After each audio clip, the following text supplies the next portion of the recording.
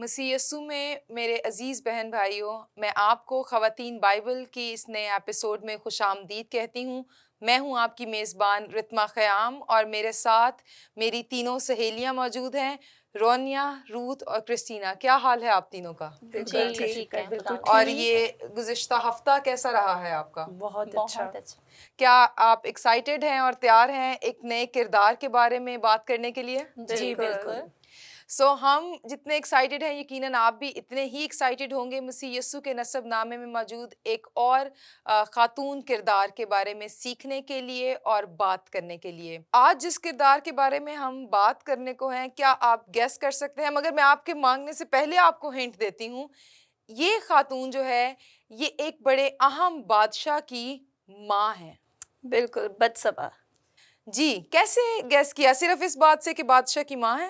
نہیں، اس بات سے کیونکہ اس کے بیٹے نے جو سلیمان بادشاہ ہے اس کی یہ ماں کہلائی، اور سلیمان بادشاہ وہ ہے جس نے پہلی ہیکل کو تعمیر کیا تھا۔ بالکل، سلیمان جو بنی اسرائیل کی تاریخ میں ایک اہم بادشاہ ہو گزرا ہے۔ آج ہم اس کی ماں کے بارے میں بات کریں گے۔ جب آپ بتسبا کے بارے میں سوچتے ہیں تو وہ کون سا ایک لفظ ہے؟ یہ میرا فیورٹ پارٹ ہے پوچھنے کے لیے۔ اس کردار کو اگر آپ نے ایک لفظ میں جو ہے بیان کرنا ہو تو وہ لفظ کیا ہوگا؟ مجھے جو ایک لفظ ہمیشہ ذہن میں آتا ہے وہ ہے تکتے رہنا۔ تکتے رہنا یعنی انتظار میں رہنا اور دیکھتے رہنا کہ کیا امید اوکے کی حالت میں رہنا، کیونکہ داؤد سے بھی اور پھر اپنے شوہر سے بھی وہ تکتے رہنے کی حالت میں رہی۔ جی روت؟ میرے خیال میں ایک تو بے بس ہے وہ، اور دوسرا بے وفا ہے۔ بے بس ہے اور بے وفا ہے۔ آپ نے تو بڑے شاعرانہ انداز میں کردار کی تعریف کی ہے۔ جی رونیا؟ حکمت کی کمی۔ حکمت کی کمی، ہاں۔ اور میں جب بتسبا کے بارے میں سوچتی ہوں تو میرے ذہن میں جو خیال آتا ہے کہ بہت سے معاملات میں گھری ہوئی خاتون، اس کے ارد گرد جو مجھے محسوس ہوتا ہے حالات کی ایک پوری گرداب ہے، ایک پوری آندھی ہے جو چل رہی ہے، اور اس میں اس نے بہت سے جو ہے وہ مشکلات کا سامنا کیا ہے۔ مگر ان ساری باتوں پر ہم غور کریں گے، اور ابھی کے لیے ہم چلتے ہیں ویڈیو کلپ کی طرف تاکہ ہم جانیں کہ بتسبا کی زندگی در حقیقت کیا تھی۔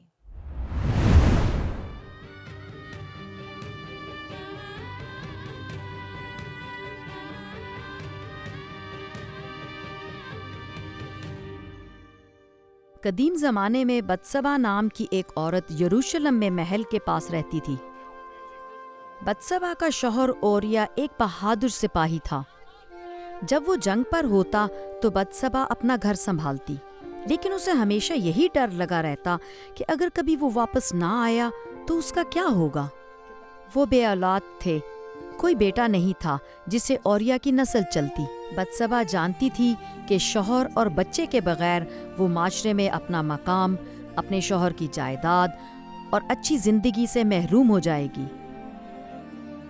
یروشلم کے بادشاہ داؤد کے اپنے مسئلے تھے، وہ کئی دنوں سے سو نہیں سکا تھا۔ اس نے ایک داستان گو کو کہانی سنانے کے لیے بلایا کہ شاید نیند آ جائے۔ پھر اس نے چھت پر ایک عورت کو دیکھا جو نہا رہی تھی۔ وہ بہت خوبصورت تھی۔ داؤد جانتا تھا کہ وہ اوریا کی بیوی ہے، لیکن اس نے اسے اپنے پاس بلا لیا۔ بتسبا آئی تو وہ بہت خوفزدہ تھی۔ اسے ڈر تھا کہ شاید اسے شوہر کی موت کی خبر ملے، لیکن داؤد بادشاہ نے اسے محل میں اس کے شوہر یا جنگ کے بارے میں بات کرنے کے لیے نہیں بلایا تھا۔ بادشاہ نے اپنے خادم بھیج دیے اور وہ دونوں اکیلے رہ گئے۔ الجھی ہوئی بتسبا نہیں سمجھ سکتی تھی کہ وہ کیا محسوس کر رہی ہے۔ ایک طاقتور بادشاہ نے جو اسے مروا بھی سکتا تھا اپنے پاس تنہائی میں بلایا تھا، لیکن وہ ایک شادی شدہ عورت تھی۔ بادشاہ کے پاس یوں تنہائی میں اتنا قریب ہونا ٹھیک نہیں تھا۔ بتسبا نے اپنے خاوند کا ذکر کیا اور جانے کی کوشش کی، لیکن داؤد نے اسے جانے نہ دیا۔ بتسبا محل سے پریشانی میں نکلی اور اسے گھر پہنچ کر ہی سکون ملا۔ اس نے نارمل زندگی گزارنے کی کوشش کی، لیکن بادشاہ کے ساتھ اس کا ملنا جاری رہا۔ बत्सबा जल्द जान गई कि दाऊद ने उसे हामिला कर दिया है। अभी हम वीडियो क्लिप देखने से पहले भी यही बात कर रहे थे, आप कह रहे थे कि वो बेबस है, बेवफा है, मैंने कहा हालात से गिरी हुई है। तो अभी क्लिप के दौरान एक बात जिसने मेरे दिल पर बहुत ज़्यादा जो है वो असर किया, ये हाईलाइट कि वो औरत बे औलाद थी। उसका शौहर जो है वो अपने काम में मसरूफ़ है, वो अपना ध्यान लगाने के लिए इधर उधर सब कुछ करती है, मगर उसके अंदर एक कमी है। गो कि वो खूबसूरत भी है मगर वो एक इनसिक्योरिटी का शिकार है, क्योंकि उस दौर में भी, और मेरे ख्याल से ये आज के दौर के लिए भी सच है, कि जिस शादीशुदा औरत के पास औलाद नहीं होती है उसको एक तो औरत का कसूर समझा जाता है, और दूसरा ये कि हम उस पर बड़ी सारी क़यास-आराइयाँ जो है वो शुरू कर देते हैं। रोनिया, क्या कहेंगी आप इस बारे में? बिल्कुल, मैं आपकी बात से एग्री करती हूँ। अगर आज की औरतों में देखा जाए तो जो बे-औलाद होती हैं, वो औरतों को इतनी बातें सुनने को मिलती हैं तो एक डिप्रेशन का शिकार हो जाती हैं, और इस डिप्रेशन की वजह से वो बहुत से रास्ते जो इख्तियार कर लेती हैं।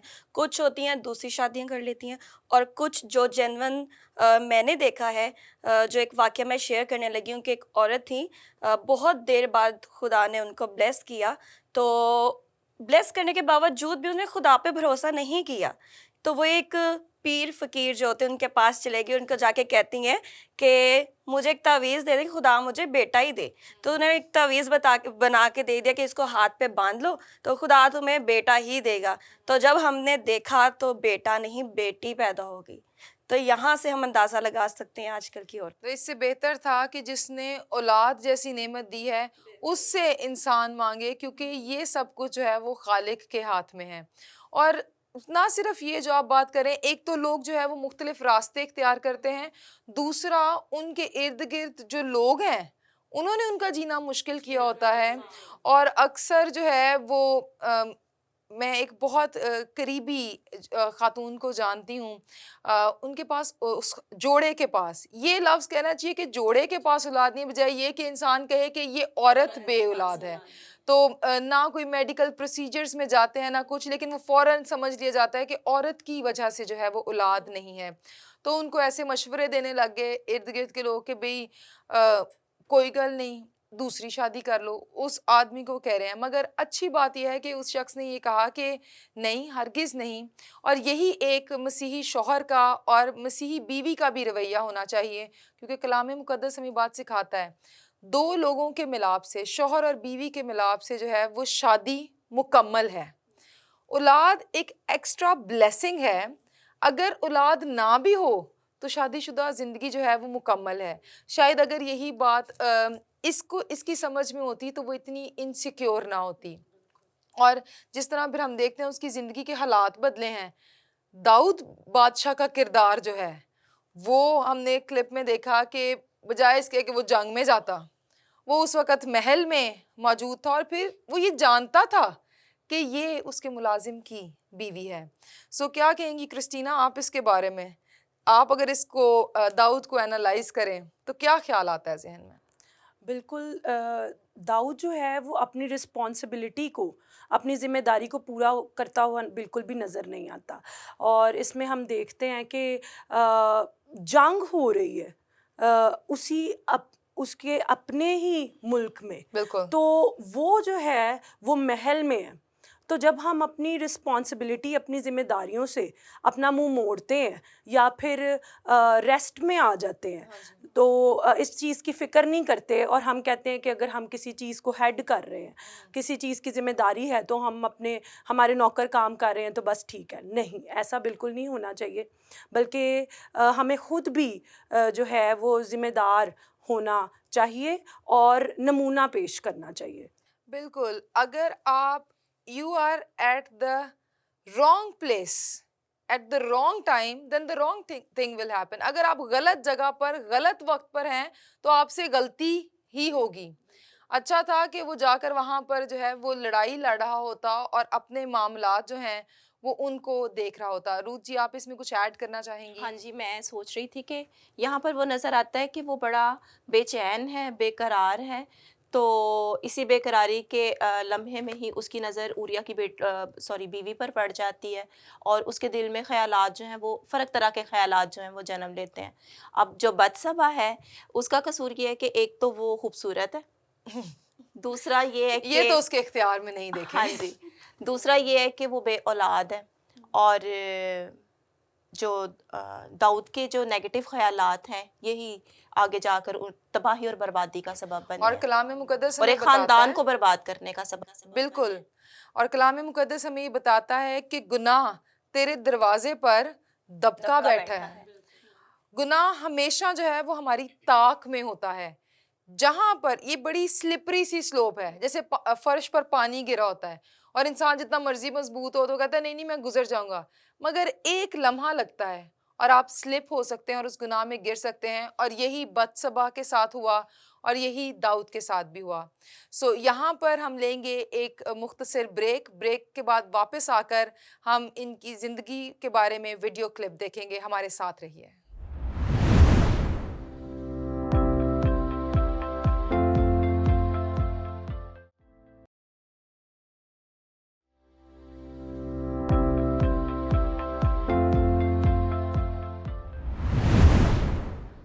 ویلکم بیک عزیزو، اور اس مختصر بریک پر جانے سے پہلے میں نے آپ سے کہا تھا کہ جیسے ہی ہم بریک سے واپس آئیں گے ہم اگلا ویڈیو کلپ دیکھیں گے، آئیں بڑھتے ہیں اس ویڈیو کلپ کی طرف۔ وہ اب کیا کرتی، اسے داؤد کو بتانا ہی پڑا۔ بادشاہ یہ جان کر بہت پریشان ہوا، لیکن جلد ہی اس نے ایک منصوبہ بنا لیا۔ اس نے بتسبا کے شوہر کو محل میں بلایا۔ جب اوریا پہنچا تو داؤد نے گرمجوشی سے استقبال کیا۔ اس نے اوریا سے کہا کہ وہ جنگ پر واپس جانے سے پہلے گھر جائے اور بیوی کے ساتھ وقت گزارے، لیکن اوریا نے دیگر سپاہیوں کے ساتھ کھلے میدان میں رات گزارنے کا فیصلہ کیا۔ داؤد نے اگلے دن پھر کوشش کی اور اس نے اوریا کو شراب پلا کر مدہوش کر دیا۔ گھر جاؤ، اپنی بیوی کے ساتھ رہو، لیکن اوریا نے پھر انکار کر دیا۔ داؤد نے اوریا کو کمانڈر کے نام تحریری احکامات کے ساتھ جنگ میں واپس بھیج دیا۔ اوریا کو جنگ میں سب سے آگے رکھنا اور اس کے پاس سے ہٹ جانا تاکہ وہ مارا جائے۔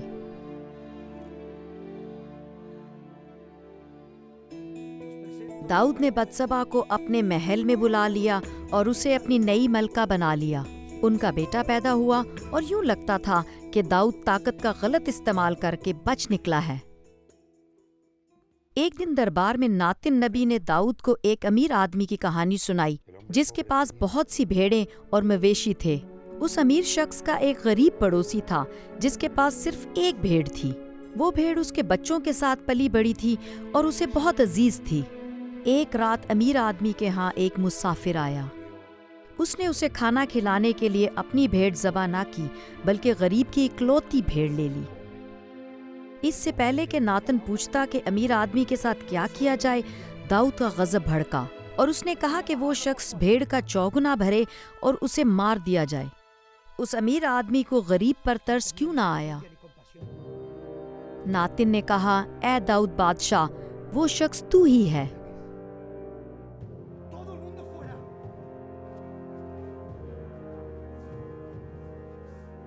ناتن نے داؤد کو بتایا کہ خدا نے اس کا گناہ دیکھ لیا ہے کہ اس نے کیسے اوریا کو جنگ میں مروا کر اس کی بیوی لے لی۔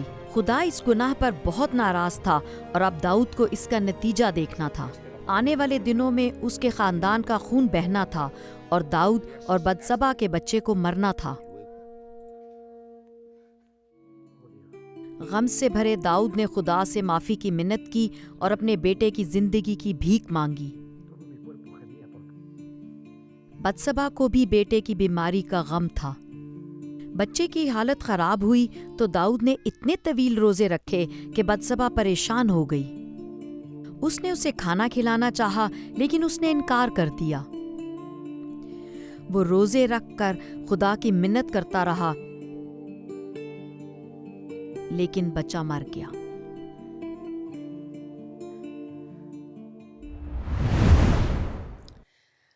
ابھی ہم نے دیکھا ہے کس طرح وہی جو ہم بات کر رہے تھے کہ انسان گناہ میں گر جاتا ہے، پھسل جاتا ہے اور اس کو لگ رہا ہوتا ہے وہ بڑا مضبوط ہے، اور گناہ جو ہے وہ اپنا نتیجہ بھی دکھاتا ہے. وہ حاملہ ہو گئی اور پھر خوف زدہ ہو گئی، اور اسی ٹائم میں اوریا آ گیا. اور آپ نے جیسے ویڈیو میں بھی دیکھا کہ وہ، اور بائبل مقدس بھی بتاتی ہے کہ داؤد نے بارہا اس کو اس کے گھر جو ہے وہ بھیجنے کا سوچا. اس نے سوچا تھا کہ شاید میرا جو ہے گناہ وہ اس طرح سے ڈھانپ دیا جائے گا، مگر اوریا بھی گھر نہیں گیا ہے. سو آپ بات کر رہے تھے اوریا کے بارے میں ایک دن، سو آپ ہمارے ساتھ شیئر کیجئے، ہماری آڈینس کے ساتھ شیئر کیجئے. اوریا کے بارے میں یہ کہنا چاہوں گی کہ اگر اوریا یہاں پہ ذمہ دار نظر آتا ہے اپنی نوکری کو لے کر، جاب کو لے کر، تو دوسری طرف ہم یہ دیکھتے ہیں کہ وہ اپنے خاندانی زندگی میں بہت ہی نگلیکشن کو شو کرتا ہے کہ وہ اس کا اس طرف دھیان نہیں ہے. اگر ہم اس چیز کو نظر انداز کر دیکھیں رہا ہے اس کو. تو یہ نیڈ ہے ہر ایک کی خاندانی زندگی کے لیے بھی کہ اگر آپ شادی کرتے ہیں تو آپ کو سارے حقوق و فرائض جو ہیں وہ بیوی کے بھی، خاندان کے بھی، اور تمام لوگوں کے جو آپ کے خاندان کے اندر ہیں ان کو آپ دیکھیں کیسے حالات ہیں، کیا ضرورت ہے، اس چیز کو ہمیں ضرور مد نظر رکھنا چاہیے. اور اسی سے ہی جو ہے وہ گناہ جنم لیتا ہے اگر ہم نگلیکٹ کرتے ہیں. اور نہ صرف، آگے رود بھی بات کر رہی تھی، نہ صرف فیملی جو ہے وہ تباہ ہو جاتی ہے، بلکہ اگر ہم دیکھیں تو معاشرہ بھی تباہ ہو جاتا ہے. ہم ایک اچھا نمونہ نہیں پیش کریں گے تو ہمارا جو مسیحی کردار ہے وہ جو ہے وہ سب کے سامنے ایک غلط موڑ دے گا. بالکل. اور ہم اکثر سوچتے ہیں کہ شاید آج کی سینچری میں یا آج موجودہ دور میں جو ہے وہ لوگ ورکہولک ہیں.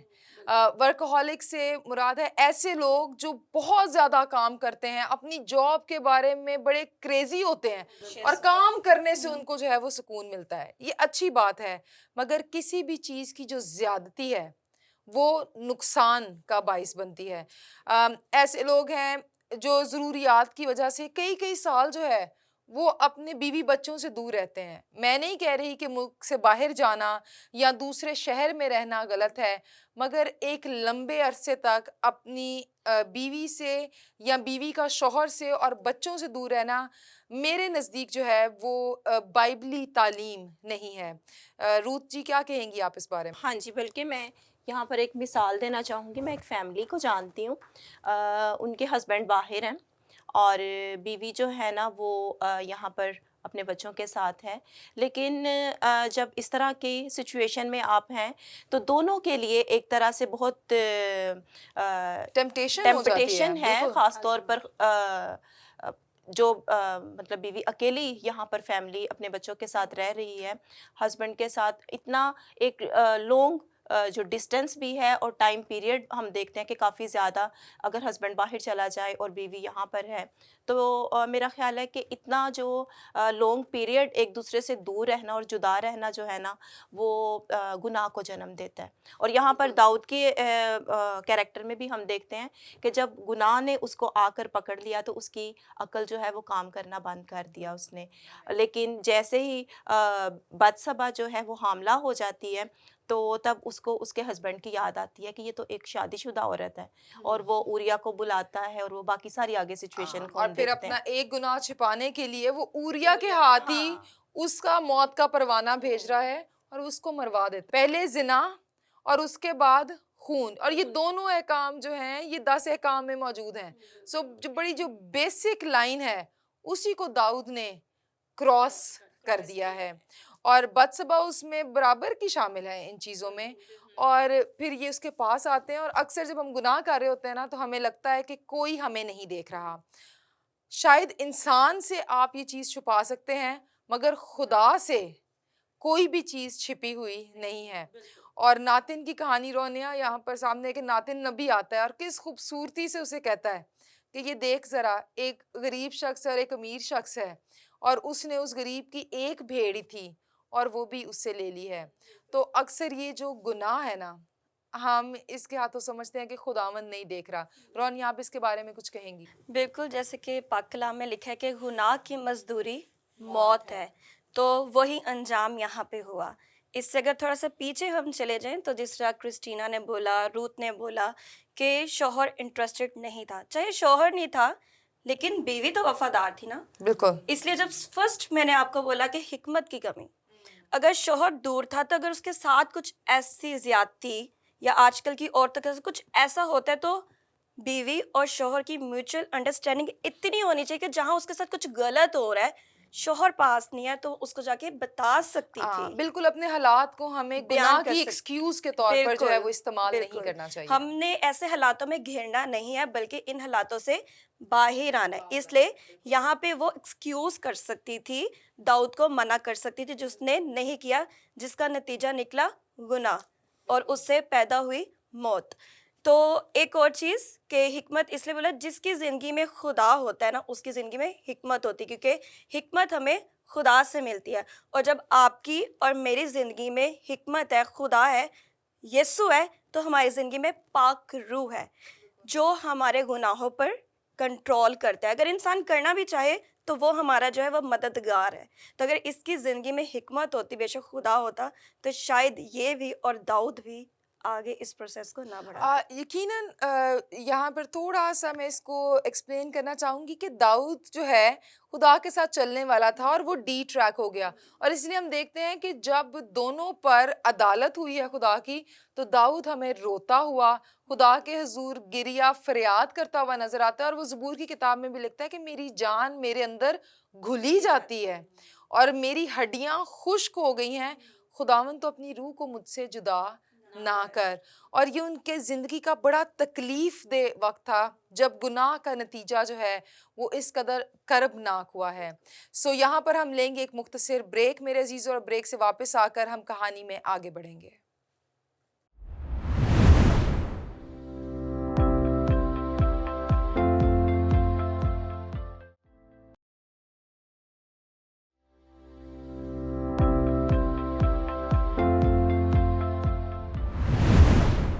ویلکم بیک ناظرین، اور آئیں ہم چلتے ہیں اپنے اگلے ویڈیو کلپ کی طرف اور دیکھیں گے کہ کس طرح داؤد اور بتسبا کی زندگی میں خدا کا منصوبہ جو ہے وہ انفولڈ ہوا ہے.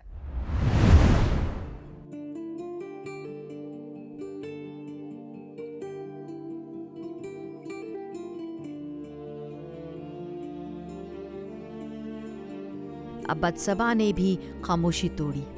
اس نے داؤد کو یاد دلایا کہ اس نے اسے کتنی تکلیف دی تھی. اس نے بتسبا سے اس کا شوہر، اس کا بچہ اور اس کی عزت چھین لی تھی. اس کی اچھی خاصی زندگی کو اس نے تباہ کر ڈالا تھا. داؤد نے مان لیا کہ اس نے اس کو بہت تکلیف دی تھی، لیکن اس کے گناہ روز بروز اس کے سامنے آتے رہے. سب لوگوں کو اس کے گناہ کا پتہ چل گیا. وہ عبادت کے لیے ہیکل میں گیا. بتسبا نے سنا کہ داؤد کس طرح ٹوٹے دل کے ساتھ خدا کی منت کر رہا تھا کہ وہ اسے اس کی زندگی اور خوشی لوٹا دے. پہلے تو بتسبا اس کی یہ حالت دیکھ کر خوش تھی، لیکن پھر اس کا دل پگھلنے لگا. وہ بھی تو غم سے ٹوٹی ہوئی تھی. شکستہ روح خدا کی قربانی ہے. تو شکستہ اور خستہ دل کو حقیر نہ جانے گا. اے خداوند، مجھے اپنے حضور سے خارج نہ کر. میری روح شکستہ ہے، میری شادمانی مجھے پھر عنایت کر. داؤد کی دعا سن کر بتسبا جان گئی کہ خدا اسے کبھی نہیں چھوڑے گا. وہ داؤد کے گناہوں کا شکار تھے، لیکن خدا نے ان کی توبہ دیکھی، ان کے گناہ معاف کیے اور انہیں ایک نئی زندگی دی. بتسبا کی کہانی بہت دردناک ہے. اس کی زندگی شکستہ اور خستہ تھی، لیکن خدا نے اسے اپنے لوگوں کی زندگیوں کے لیے استعمال کیا.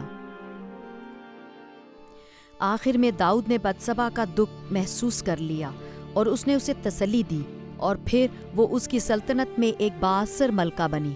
اس نے سلیمان کو جنم دیا جو ایک عظیم بادشاہ بنا، اور وہ ان 4 عورتوں میں سے ایک ٹھہری جس کا ذکر یسوع کے نسب نامے میں ہے. یسوع کو دنیا میں ان لوگوں کے لیے رحمت بنا کر بھیجا گیا جو گناہ کے نتیجے میں تکلیف اٹھا رہے تھے. داؤد اور بتسبا کی طرح وہ ہماری تکلیفیں جانتا ہے اور اسے ہم سے بہت محبت ہے. متی کی انجیل میں وہ کہتا ہے، مبارک ہیں وہ جو غمگین ہیں کیونکہ وہ تسلی پائیں گے۔ خدا ہماری شکستہ روح کو جوڑ کر، ہمارے آنسو پونچھ کر ہمیں ایک نئی زندگی دینا چاہتا ہے۔ کیا آپ اس کی رحمت اور محبت کے بدلے اسے اپنی شکستہ زندگی دیں گے؟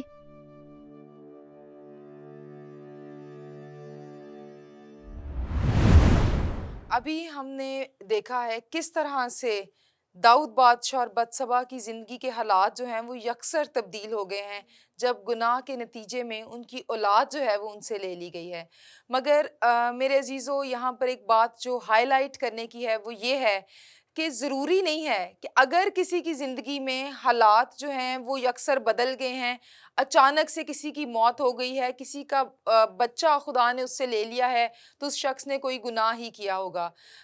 کیا خیال ہے آپ لوگوں کا؟ آپ ایگری کرتے ہیں، ڈس ایگری کرتے ہیں اس بات پر؟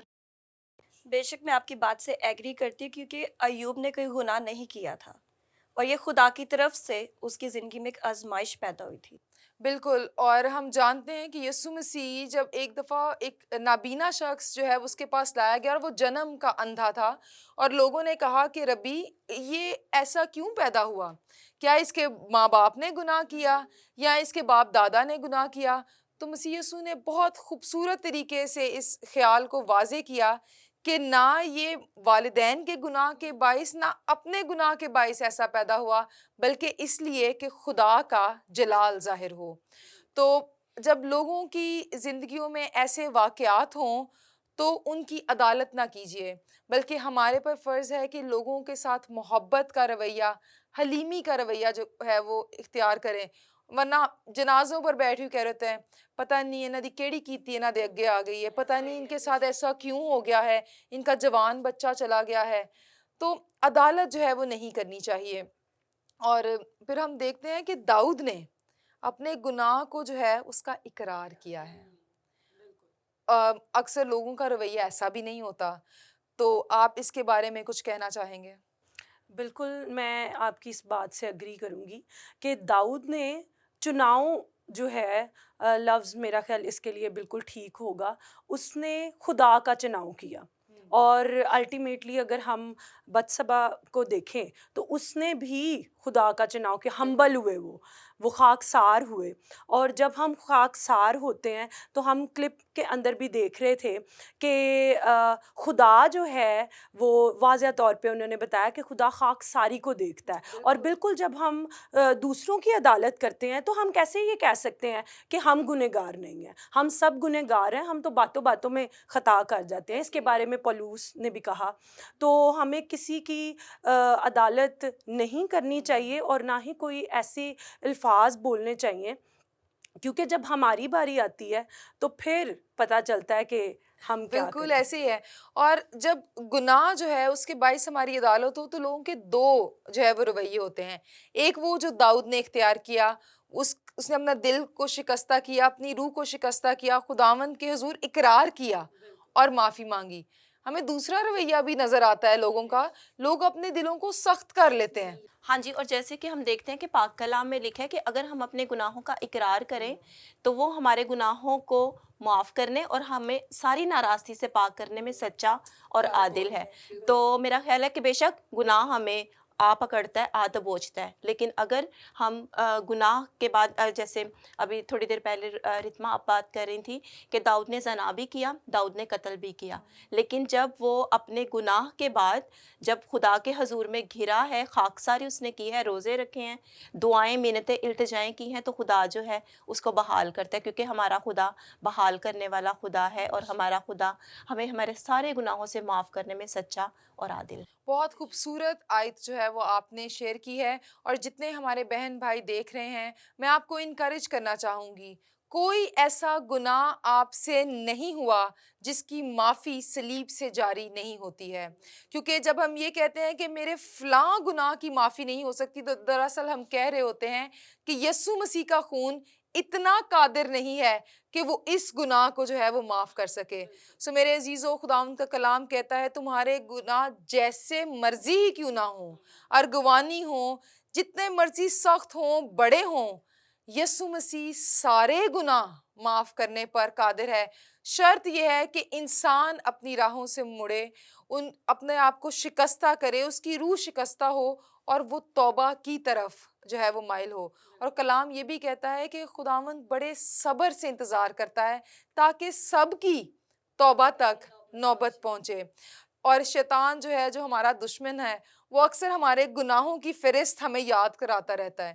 تو ایسے بھی مسیحی ایماندار دیکھے ہیں، وہ نجات کے تجربے سے بھی گزرتے ہیں، تو بھی کیا ہوتا ہے کہ زندگی میں تھوڑی سی غلطی ہو جائے نا، تو ان کے ماضی کا جو گلٹ ہے، جو احساس جرم ہے، وہ ان کو تنگ کرتا رہتا ہے. مگر پولس رسول یہ جو لفظ استعمال کرتا ہے کہ ہم راست باز ایمان سے ٹھہرائے گئے ہیں اور مسیح یسوع کے وسیلے جو ہے وہ ہماری خلاصی ہوئی ہے، تو وہ ایسی خلاصی ہے جو آپ کو ججمنٹ روم میں، اگر آپ عدالت میں ہیں اور آپ کے خلاف ایک پوری فہرست ہے گناہوں کی، تو یسوع مسیح کی صلیب اور اس کے خون کے وسیلے اس فہرست کو کاٹ دیا جاتا ہے. وہ سب کچھ یسوع مسیح پر لاد دیا گیا ہے اور ہم اس طرح سے بری کر دیے گئے ہیں جیسے ہم نے کبھی کوئی گناہ نہیں کیا ہے. یہ ہے فضل کے وسیلے سے نجات میرے عزیزو. تو کبھی بھی ایسا مت سوچیں کہ میں تو بہت گناہ گار ہوں، اگر میں مسیح کے پاس جاؤں گا بھی تو وہ مجھے معاف نہیں کرے گا. داؤد کی مثال آپ کے سامنے ہے. گر جانا بڑی بات نہیں ہے، مگر گرے رہنا ٹھیک نہیں ہے.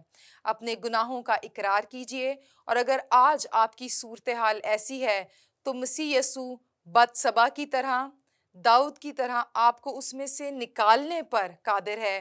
اور جب ہم گناہ کی فہرست سے نکل آتے ہیں تو پھر ہم مسیح یسوع کے وسیلے شاہی کاہنوں کا فرقہ ہو جاتے ہیں.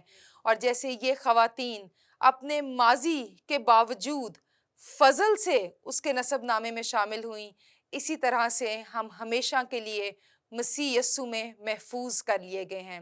تو اگر آج اس پروگرام کے وسیلے سے، کلام کی ان باتوں کے وسیلے سے خدا کے روح نے آپ کے دل پر چوٹ کی ہے، تو اپنی زندگی کو خداوند کے حضور پیش کیجئے، شکستہ ہو جائیے، کیونکہ خداوند شکستہ دلوں کو پسند کرتا ہے مگر مغروروں کا مقابلہ کرتا ہے.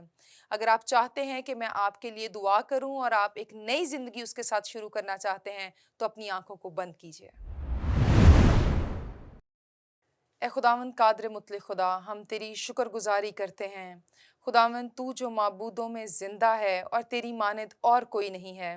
خداوند تمام بنی و انسان تجھ سے ملاپ کے لیے خداوند جد و جہد کرتے ہیں، اس چیز کو کمانا چاہتے ہیں نیکیوں سے، اعمال سے، خیرات سے، مگر خداوند واحد تو ہماری زندہ امید ہے جس نے ہمیں اعمال پر نہیں چھوڑا بلکہ ہماری تلاش میں اپنے بیٹے ہی کو بھیج دیا جو عین معین وقت پر آیا، اور جس کے مار کھانے سے خداوند ہمیں نجات ملتی ہے، جس کی موت کے وسیلے اور جی اٹھنے کے وسیلے ہماری امید کبھی ختم نہیں ہوتی ہے. خداوند میں اپنے ان عزیزوں کے لیے جو آج تیرے ساتھ ایک نئی زندگی شروع کرنا چاہتے ہیں دعا کرتی ہوں. ان کے جیسے بھی گناہ کیوں نہ ہوں، جو بھی احساس جرم ہے وہ مسیح یسوع کے نام سے خداوند جاتا رہے. یہ تیری صلیب کو اور اس مخلصی کے پیغام کو خداوند پورے دل سے قبول کرنے والے ہوں اور ایک نئی زندگی کی شروعات کریں اور جانیں کہ جو کوئی مسیح یسوع میں ہے اس پر سزا کا حکم نہیں ہے بلکہ وہ ایک نیا مخلوق ہے اور اس کی زندگی میں تمام باتیں نئی ہیں.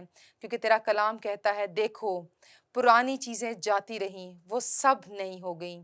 جس طرح خداوند تو نے بتسبا کی زندگی میں کام کیا اور اس کو از سر نو نئی زندگی بخشی اور سلیمان کے وسیلے سے شادمانی بخشی، اسی طرح سے میرے ان بہن بھائیوں کو مسیح یسوع کے وسیلے خداوند تو نئی زندگی بخش اور ان کی زندگی میں تمام خوشیاں قائم رہیں.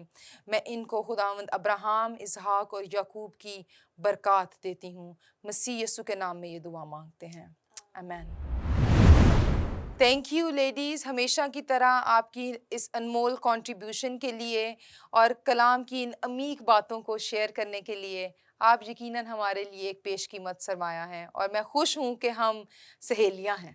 بالکل، ہمیں بھی بہت خوشی ہوئی کہ آپ نے ہمیں بلایا اور ہم نے اپنا کنٹریبیوشن دیا. اور میں یہ امید رکھتی ہوں کہ آپ ہمیں ہمیشہ بلاتی رہیں گی. نہ صرف ان گیسٹ کا شکریہ بلکہ آپ کے بغیر یہ پروگرام جو ہے وہ ممکن نہیں ہے۔ میں امید کرتی ہوں کہ خواتین بائبل کے اس پروگرام کے ذریعے نہ صرف ہماری بہنوں نے بلکہ بھائیوں نے، تمام ناظرین نے کلام کے متعلق بہت سی نئی باتوں کو سیکھا ہوگا۔ اسی طرح ہمارے ساتھ رہیے اور ہم مل کر کلام کو سیکھتے رہیں گے۔ خداوند آپ کو اور آپ کے گھرانوں کو بہت برکت دے۔